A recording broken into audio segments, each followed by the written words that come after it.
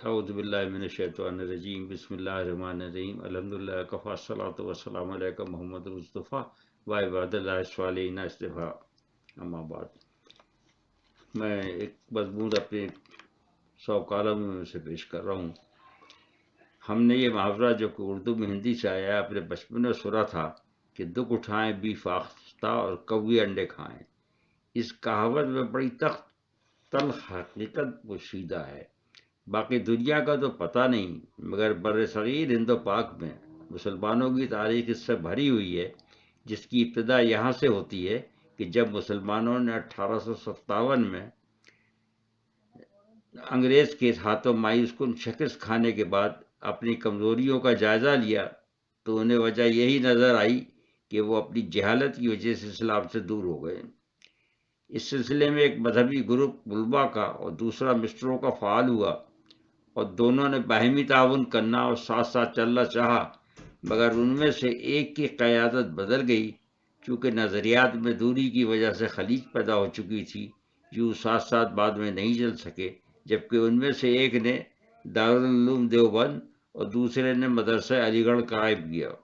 ایک کے بانی حضرت امداد اللہ مہاجر مکی تھے، اور انہوں نے اپنے خانقاہ کو مدرسے میں بدل دیا، مگر وہ تھوڑے ہی دنوں کے بعد انگریزوں کی نگاہ میں کھٹکنے لگے۔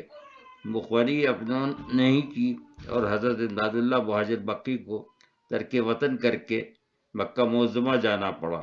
اس طرح وہ اپنی معتدل قیادت کھو کر قافلہ آگے بڑھا، لیکن اس نے بھی مولانا شبیر احمد عثمانی جیسا ایک فرزند دے کر تحریک پاکستان میں حصہ بٹھایا، جبکہ دیوبند کانگریس والے دھڑے میں شامل رہا اور اس وقت بھی دنیا کی مشہور درسگاہ میں شامل ہے۔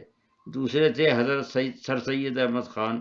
وہ سرکاری ملازم ہونے کے ساتھ ساتھ مسلم امہ کا دل میں درد بھی رکھتے تھے، مگر ان کے پاس وسائل نہ تھے، صرف دماغ اور کام کرنے کی لگن تھی۔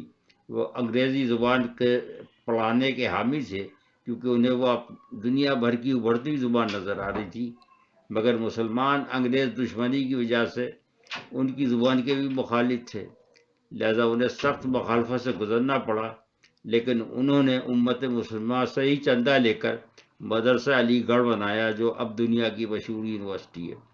چونکہ بنانے والوں کی نیت ایک تھی، اس نے پاکستان کی تخلیق میں بھی بڑا کام کیا، جبکہ پاکستان بننے سے پہلے دونوں اسی سمت میں ایک اور کوشش کر چکے تھے کہ دونوں گروپوں نے مل کر دارالعلوم ندوہ کی بنیاد ڈالی، مگر وہ بھی امت کو متحد کرنے میں کامیاب نہیں ہو سکی، اور اس نے بھی حضرت سید سلیمان ندوی کی شکل میں اپنا ایک نامور فرزند پاکستان کو دیا۔ ان تین گروہوں کے علاوہ اکثر انڈے کھانے والے کووں کے گروہ ہمیشہ موجود رہے، جو کہ خود کو بناتے رہے اور اسلام کی جڑیں کاٹتے رہے۔ نعرے چونکہ سب اچھے لگاتے تھے، لوگ دھوکہ کھا جاتے تھے۔ ان کے اتنے قصے ہیں کہ یہاں سما نہیں سکتے، چونکہ نام سب ایک سے تھے، نعرے سب کے ایک سے تھے۔ پاکستان بننے کے بعد بھی وہ سلسلہ جاری رہا، جو بھی آیا اس نے ایک نعرہ لگایا اور مسلمانوں نے ہاتھوں ہاتھ لیا اور اسے ہیرو بنا دیا، مگر کوئی آج تک کچھ نہ دے سکا۔ وجہ یہ تھی کہ نعرے تو وہی تھے، مگر وہ مشینری ہمارے پاس صدیوں سے موجود نہیں تھی جس نے مدنی نظام حکومت کو تشکیل دیا تھا۔ وہ تھا ان کے دلوں میں خوف خدا۔ نتیجہ یہ ہوا کہ ہماری اخلاقی حالت روز بروز گرتی چلی گئی، اور بقول علامہ اقبال، ہم میں حضرت بلال جیسے لوگ تو ہیں، مگر روح بلالی نہیں رہی۔ اب صورتحال یہ ہو گئی ہے کہ ہم مرتے تو مال اور وطنیت اور برادری وغیرہ کے لیے ہیں، مگر صلے میں شہادت چاہتے ہیں اور ان کو شہید کہتے بھی ہیں، جبکہ حضور صلی اللہ علیہ وسلم کے ایک غزوے میں ایک غیر مسلم عین لڑائی کے وقت مسلمان ہوا، اس نے اپنے کل مال کے لیے بھی وصیت کر دی کہ میں مر جاؤں تو یہ بیت المال کو دے دیا جائے۔ اس کے بعد وہ اس بہادری سے لڑا کہ اس کے جسم کا کوئی حصہ زخموں کے بغیر نہ بچا۔ صحابہ کرام کہنے لگے کہ یہ شخص جنتی ہے۔ حضور صلی اللہ علیہ وسلم نے فرمایا نہیں، یہ جہنمی ہے۔ صحابہ کرام میں تجسس پیدا ہوا، وہ اس کی نگرانی کرتے رہے، اور اس نے آخر کار زخموں کی تکلیف سے تنگ آ کر خودکشی کر لی، جو کہ اسلام میں حرام ہے۔ جبکہ اسلام میں شہادت کا مفہوم یہ ہے کہ مرنے والے کا مقصد صرف اللہ کی خوشنودی ہو، وہی شہید کہلانے کے اور جنت میں جانے کا مستحق ہے، ورنہ نہیں۔ مہاجر وہ کہلانے کا مستحق ہے جس نے خالص اللہ کے لیے ہجرت کی ہو۔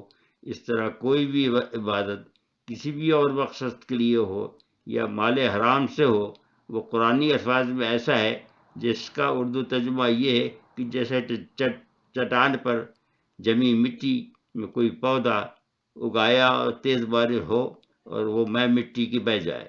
چونکہ ہم اسلام کو سمجھتے ہی نہیں ہیں، اپنی سادہ لوہی میں ہر لیڈر سے وعدہ کر لیتے ہیں، اور جب وہ کہتا ہے جو میں کہوں تم وہ کرو گے تو میرے لیے جان دو گے، پھر وہی دہراتا ہے اللہ کی قسم کھاؤ جان دو گے، ہاتھ کھڑے کرو کہ جان دو گے۔